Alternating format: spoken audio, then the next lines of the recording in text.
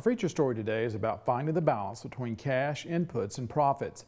Farmers want to harvest maximum yields, but to get that extra 2 to 3 bushels may actually cost more than the inputs it takes to do it. One agricultural group in Iowa is studying hundreds of growers in an effort to figure out the keys to increase profitability. In the last 80 years, there has been a 6-fold increase in U.S. corn yields. The gains are attributed primarily to better hybrids and the advent of chemical fertilizers. Weather, however, remains the key ingredient in agriculture's recipe for success, and in 2012, drought had a decidedly negative impact on the Corn Belt.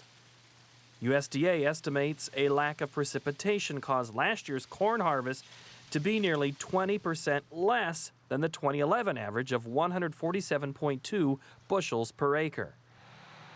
With corn at $6, even a 2-bushel per acre difference on a 300-acre farm can lead to a profit or loss of $3,600. While farmers can't control the weather, new technologies are enabling growers to maximize yields and minimize costs through the strict management of inputs. If we just assume we know what we're doing in a field, we can go out and very accurately apply the wrong amount of anything anywhere if we didn't know any better. Tracy Blackmer is the Director of Research for the Iowa Soybean Association, or ISA.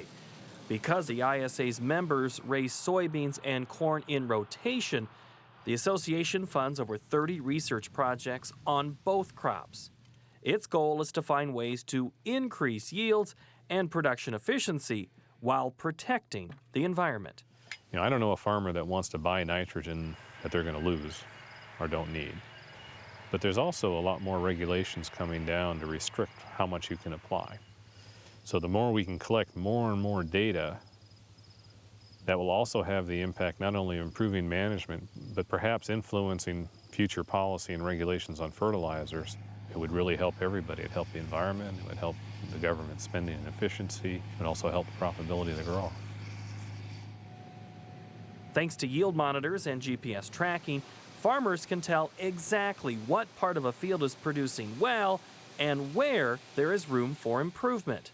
But those tools alone can't determine if more nitrogen is needed, where less nitrogen is needed, or if nitrogen is even a factor. It's more of trying to put the dollar of fertilizer in the right place in the field and do a better job. I don't want to put more on than what I need to grow that crop, but I don't want to have a shortfall either.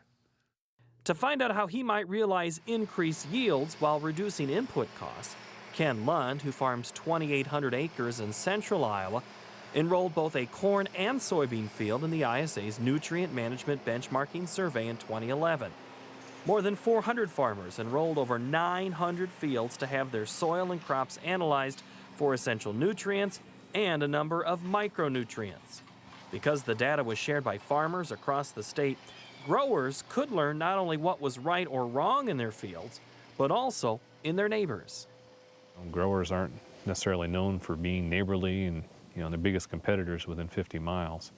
This is a project that's going the opposite way. This is where growers are working together. They're collecting that data, they're all benefiting from it, we're increasing profitability on it, and I believe that's one of the real competitive edge right now for U.S. Ag. The first step in the Nutrient Management Benchmarking Survey involved digital aerial imagery, or DAI. Aerial photographs were taken of land enrolled in the survey to identify one non-stress and one target stress area in each field. Growers took soil samples and tissue samples from crops in each area so nutrient levels could be analyzed and compared. This field's been continuous corn for 6 years now, and I'm interested to see what's going on a little more and is pattern tiled. It has tile every 40 feet in it. I'm concerned with what that's doing to my nutrients.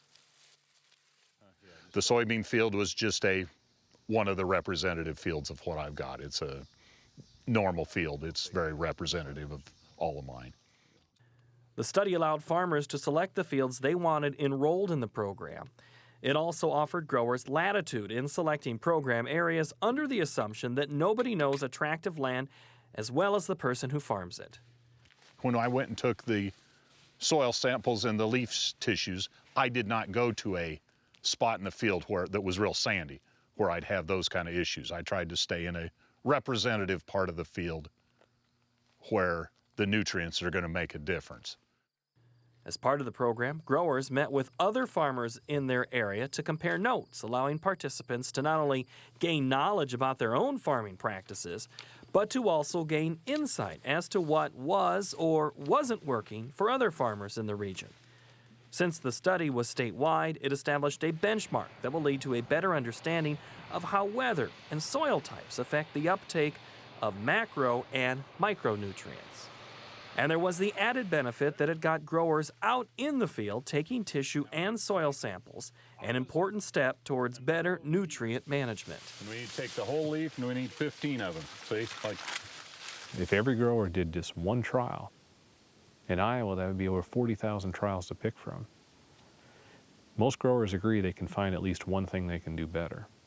But they're doing what they're doing because they think it's right or they wouldn't be doing it. How do you find that one thing better? So as we're getting down to the point of trying to fine-tune within a few bushels for each management practice, we're finding out a lot of the stuff we thought 20 years ago isn't necessarily true today with better information. You can watch this story again on cash inputs and profitability on our Farm Week website, farmweek.msucares.com. You can also watch Farm Week stories on YouTube and Facebook. We'll have a link to the Market to Market website where you can see the story and then read the script as well. That's farmweek.msucares.com. And Leighton, there's a little bit of self-protection aspect to this.